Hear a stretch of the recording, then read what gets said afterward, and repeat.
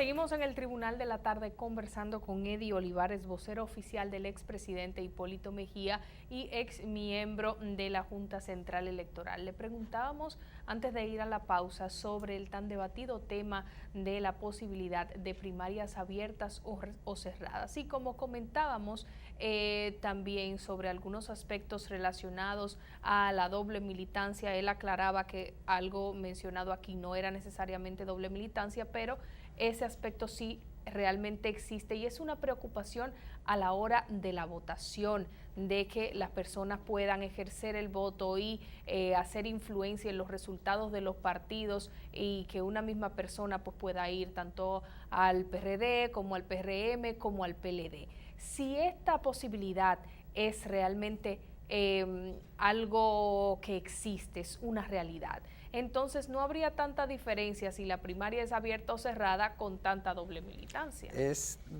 distinto, Susi, diferente.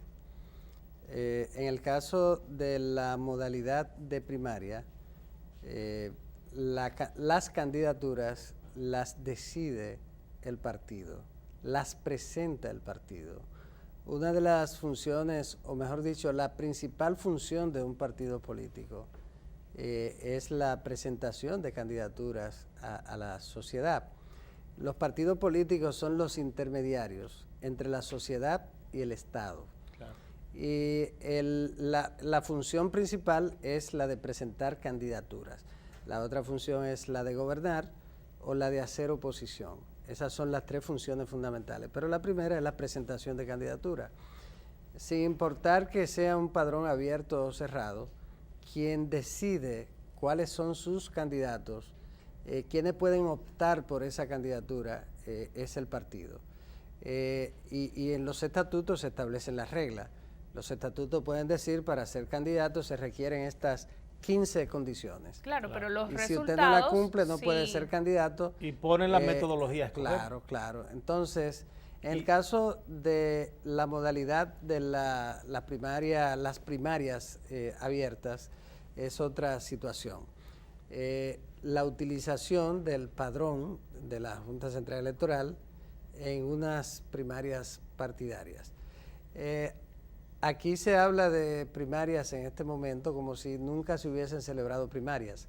Aquí se vienen celebrando primarias desde los años 80. Sí. El primer partido que convocó primarias fue el Partido Revolucionario Dominicano, con el doctor José Francisco Peña Gómez, que en ese momento lo lideraba. En ese mismo proceso, al siguiente, el Partido Reformista, bajo el liderazgo del doctor Joaquín Balaguer, también hizo primarias.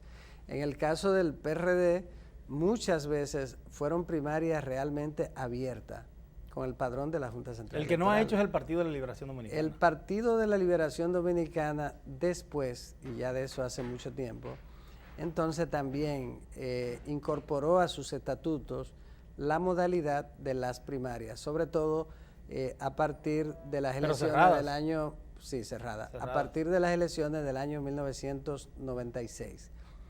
Con la alianza con el Partido Reformista, el PLD se convirtió en un partido mayoritario, un partido masificado. Y la masificación implicó también la celebración de primarias. Entonces la incorporó a sus estatutos y la ha cumplido desde entonces, con primaria cerrada. Ahora, a propósito del planteamiento vano que se hace, de que un partido puede incidir decisivamente en otro y de la consecuencia de que una primaria sea cerrada o abierta y la virtud de la primaria cerrada en el fortalecimiento del partido. Mira, cuando Danilo Medina se quejó amargamente de que lo había vencido el Estado, había sido en una primaria con padrón cerrado.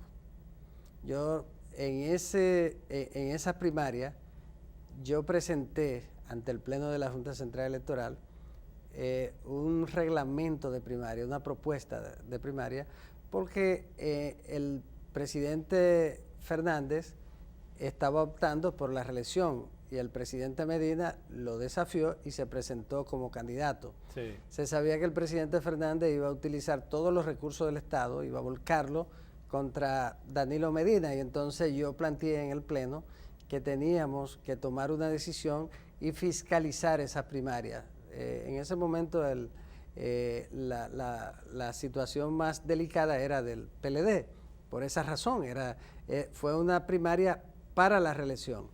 Fue rechazado el reglamento que yo presenté, y entonces Danilo Medina proclamó con mucho dolor que lo había vencido el Estado.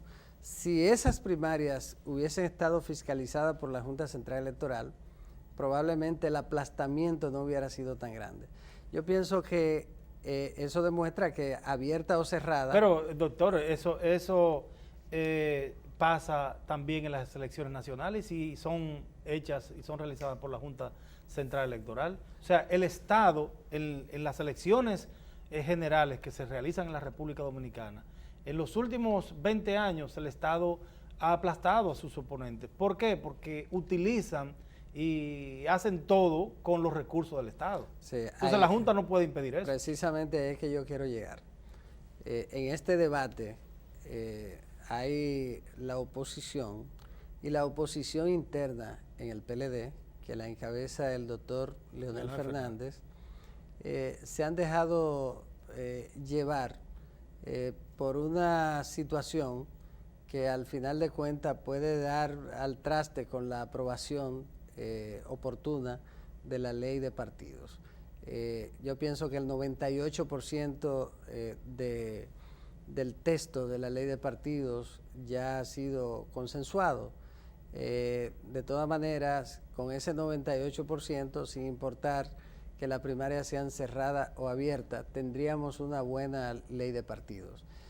Sin embargo, si no se aprueba la ley de partidos en esta legislatura, y lo más tarde en la legislatura próxima, entonces no vamos a tener ley de partidos y se va a producir a lo interno de los partidos, incluyendo lógicamente el de la Liberación Dominicana, una situación mucho más crítica que la pasada, en la que por razones de regidurías o distritos municipales en el Partido de la Liberación Dominicana perdieron la vida unos 2 o 3 miembros de ese partido. Entonces, ahora podría ser peor. En ese sentido, hay que procurar que se apruebe la ley de partidos con primarias abiertas o primarias cerradas. En el caso mío, a Leonel Fernández, si va a competir a lo interno del Partido de la Liberación Dominicana, para que no le dé la oportunidad a Danilo Medina de que le haga lo que él le hizo en el año 2007, en las primarias del 2007, lo que le conviene es que se apruebe la ley de partidos y que el órgano electoral, la Junta Central Electoral, tenga la obligación de organizarla, o cuanto menos fiscalizarla efectivamente, para evitar el uso abusivo de los recursos del Estado, del poder del Estado en esas primarias. Igual en el caso del Partido Revolucionario Moderno, lo fundamental es que haya ley de partidos y fiscalización por parte de la Junta. ¿Por qué?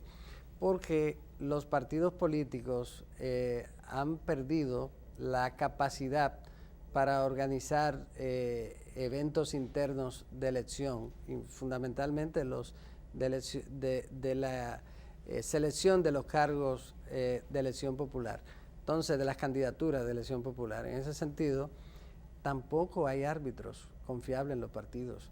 Nadie aceptaría los resultados de unas primarias o convención en ninguno de los partidos, en ninguno, porque nosotros tenemos una cultura de que nadie pierde.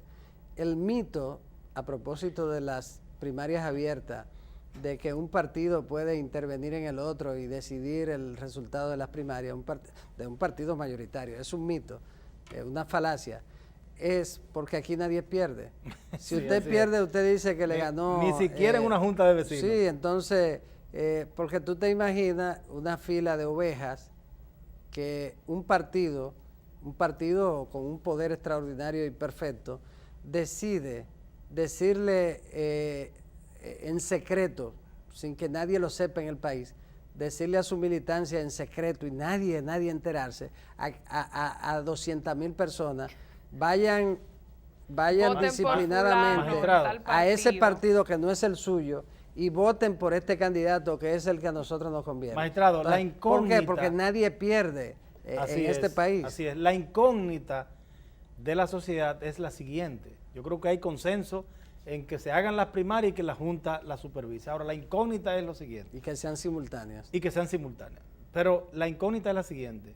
¿Está en capacidad la Junta Central Electoral de organizar unas primarias abiertas o cerradas simultáneamente en un solo día, cuando no está en capacidad ni siquiera de supervisar un proceso interno de un partido, porque ellos se negaron recientemente? Y sobre todo agregarle a esa pregunta de que también es de gran preocupación de lo costoso que pudiera resultar este proceso para el país, si es esto cierto o no, que resultaría tan costoso. Vamos a la pausa y cuando retornemos entonces escucharemos la respuesta.